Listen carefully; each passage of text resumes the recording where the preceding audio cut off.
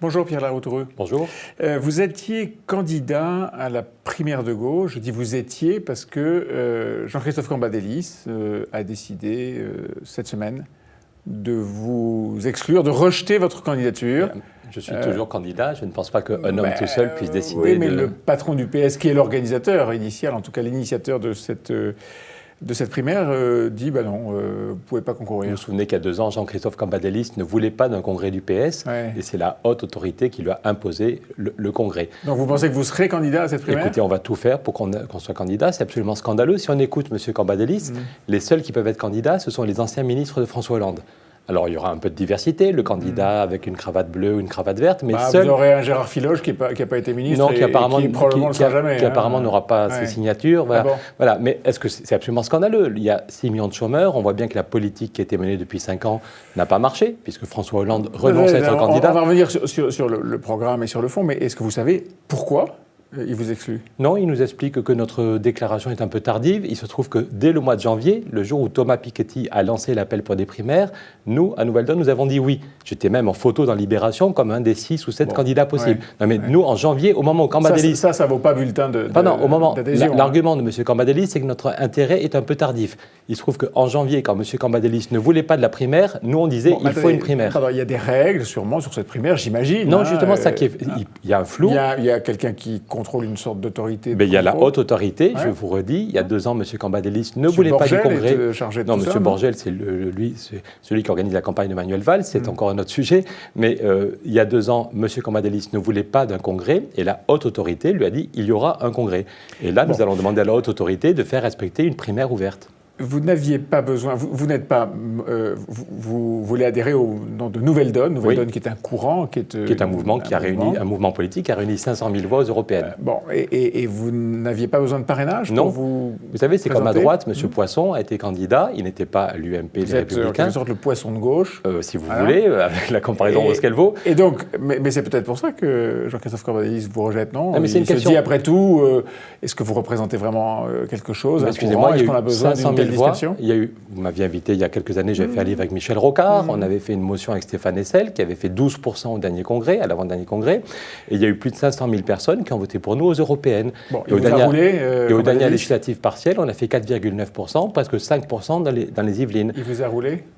Non, mais c'est pas un problème de rouler, c'est est-ce que, si. vu l'état du pays, vu l'état de la gauche, est-ce que M. Cambadélis peut passer son temps à dire il faut se rassembler et exclure un mouvement qui a déjà rassemblé 500 000 personnes? Pardon, pour la première fois, quand même, on est dans un moment critique. Le Front National est à 28%, et pour la première fois de son histoire, la droite a su se rassembler. La droite a fait des primaires assez exemplaires. Les gens se sont écoutés, il y a eu un vote, les perdants ont reconnu le vote. Donc c'est la première fois que la droite est capable de faire cette primaire.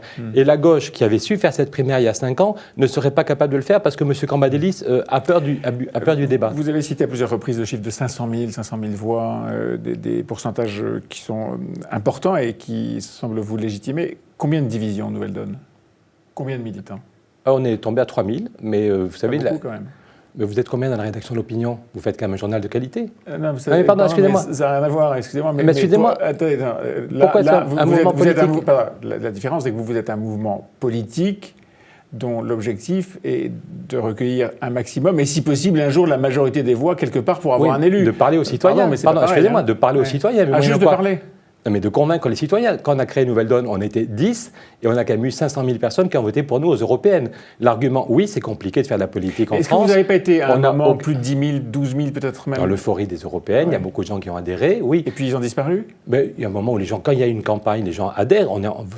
Allez demander à l'UMP ou au PS combien il y a de personnes qui adhèrent quand il n'y a pas de campagne électorale. Les gens en France s'intéressent vraiment à la politique dans les derniers mois autour d'une élection.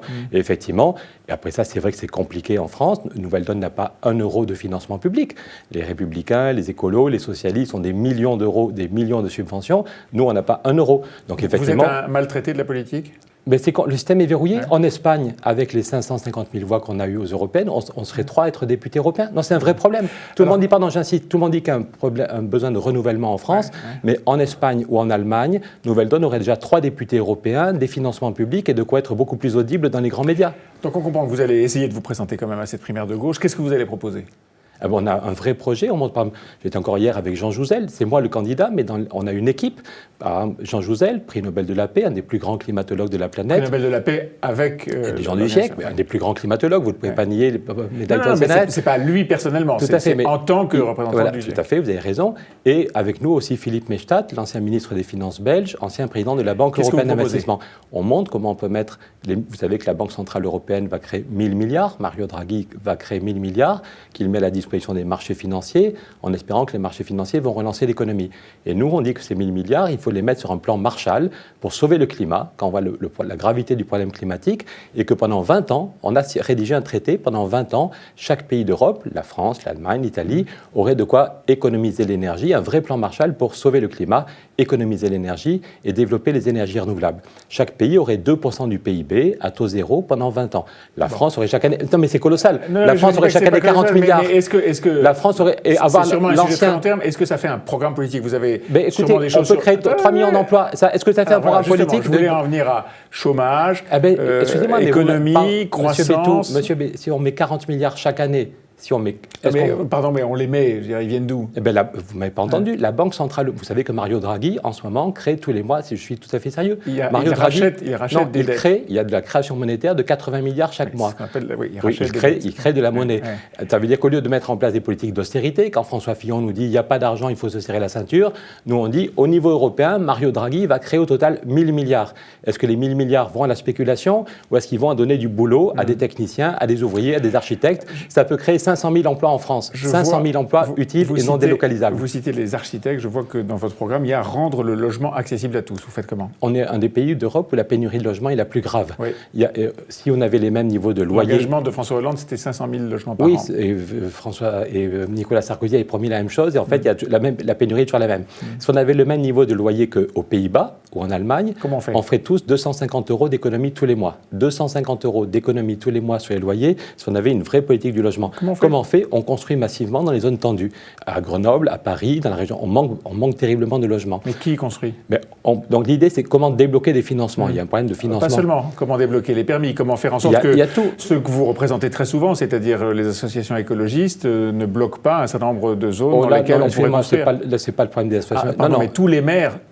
Non, c'est pas... Tous les maires disent un permis de construire... Non, laissez-moi vous poser la question. Tous les maires disent un permis de construire, c'est X recours, souvent, même quasiment tout le temps, des associations d'écologistes qui veulent protéger, qui ne veulent pas que ça bouge. Voilà, vous en faites partie. Est-ce que vous ne croyez pas que ça pourrait aussi déverrouiller le logement? On peut revoir la gouvernance, on peut voir est-ce que c'est les maires qui peuvent bloquer ou ne pas bloquer, ou est-ce que c'est plutôt au niveau des communautés de communes. C'est en train de se mettre en place, mais il y a un énorme problème de financement, pas seulement pour le logement social.